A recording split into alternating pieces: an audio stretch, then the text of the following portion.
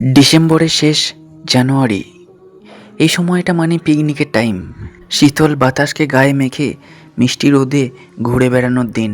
তার সাথে যদি পরিবেশটা হয় মনোরম, তাহলে তো আর কিছু বলারই থাকে না। এই ঘুরে আসি এরকমই একটা মিষ্টি ফার্ম হাউস থেকে, যেখানে একটা দিন কাটানোর জন্যে মনোরম পরিবেশ এবং সুন্দর সুন্দর ফুলের উদ্যানে ভরা একটা মনোমুগ্ধকর জায়গা থেকে। গ্রামের প্রকৃতির মাঝখানে এরকম ফার্ম হাউস প্রায়ই দেখা যায় কোথাও না কোথাও। আর সেখানে নিজের বন্ধু বান্ধব কাছের মানুষদের নিয়ে একটা দিন আনন্দে কাটানোই যায়। হাজারো কাজের ফাঁকে এরকমই ফার্ম হাউসগুলো দিনের পর দিন এই কারণেই বেড়ে উঠছে, কারণ এগুলো মানুষের মনোরঞ্জনের একটা অন্যরকম ভাবনা বলা যায়। আর রং বেরঙের ফুলগুলো আরও মনটাকে আরও রঙিন করে তোলে। এটা আমাদের নিকটবর্তী একটা ফার্ম হাউস, সবুজে ঘেরা মিষ্টি উদ্যান, প্রকৃতির এক অসম্ভব সুন্দর মেলবন্ধন।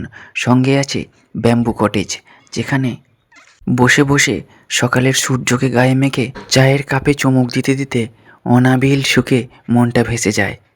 যদি জীবনের প্রত্যেকটা দিন যদি এরকমই সুন্দর হতো, তাহলে সুন্দরের আর কি কোনো নতুন গুরুত্ব থাকতো না?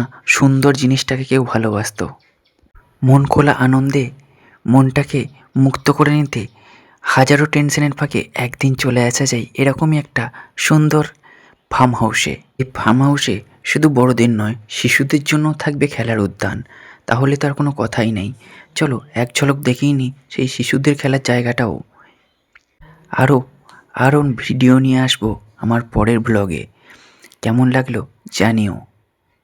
মনোরম পরিবেশে মন ভালো করতে আবারও কোনো নতুন ব্লগ নিয়ে চলে আসবো আমি।